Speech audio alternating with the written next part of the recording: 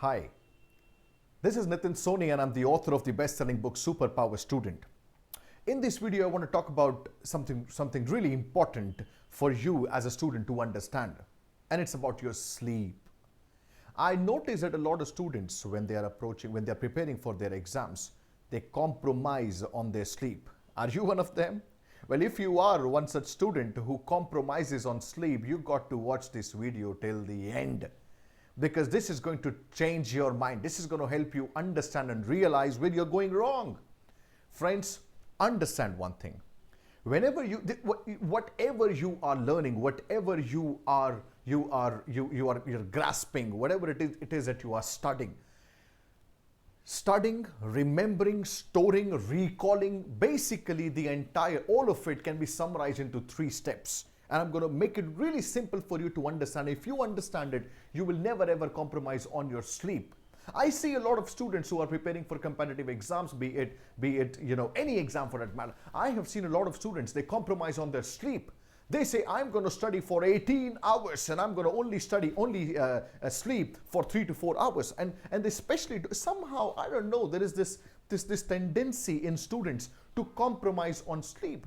They won't really necessarily compromise on the time they spent on Facebook. They won't really necessarily compromise on time that they spend on something else. But they would definitely, if there's a match between India and Australia, they would ensure that they watch the match till the end. They won't really take time out of that, but they will certainly cut on their sleep when it comes to studying and studying hard. Somehow the very first thing that comes in a student's mind is to cut on the time that they're going to devote for sleep. Watch this video. It's going to be important for you to understand. See, studying is basically a 3-step process. 1, you feed your mind. So whatever it is that you are studying, the information, the content, you feed your mind with the content.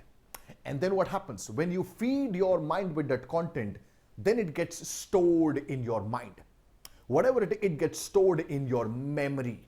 And when it gets stored in your memory, what do you do on the day of the exam, when you are actually sitting in the examination hall and answering those questions? You retrieve the information from the memory. So first you feed, then it gets stored, and then you are able to retrieve. You cannot retrieve the content and the information that you have stored in your mind in the first step unless it is stored in your memory.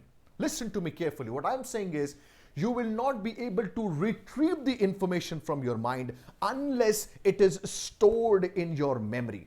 Now, will something be stored in your memory or not is going to be determined if your mind is at rest or not.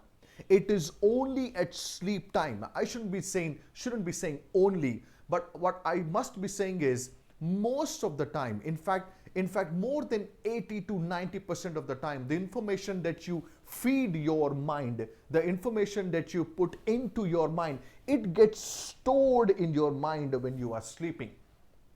Sleep is the time when your body is resting, when you are sleeping.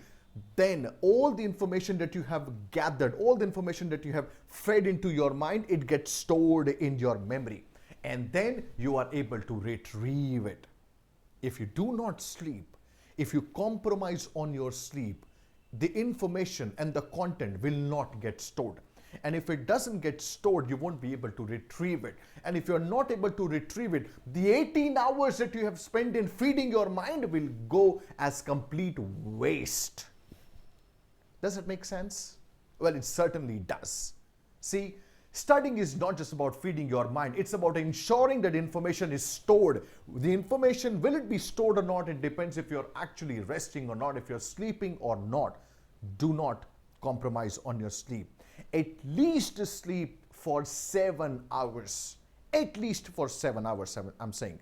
If you are able to sleep for 6, on an average, I've seen students, the sleeping pattern is between 6 to 8 hours, and that's absolutely fine. Anything below 6, you're compromising on your ability to store information, and don't do that, because it can literally harm you. On the day of the exam, if you are unable to bring out the information from your mind, all the time the hard work that you have put into studying will be completely wasted. If you don't get the results, it doesn't matter if you study for 18 hours or 23 hours in a day. The test is not about how many hours you sleep. The test is about if you're able to retrieve information or not. Will you be able to retrieve information? Depends if the information is stored or not. If the information is going to be properly stored or not, depends if your mind has taken complete rest or not. If your body has been given complete rest or not. And it gets rest when you sleep. Do not compromise on sleep. That's the best advice I can give you right now. Thanks for watching.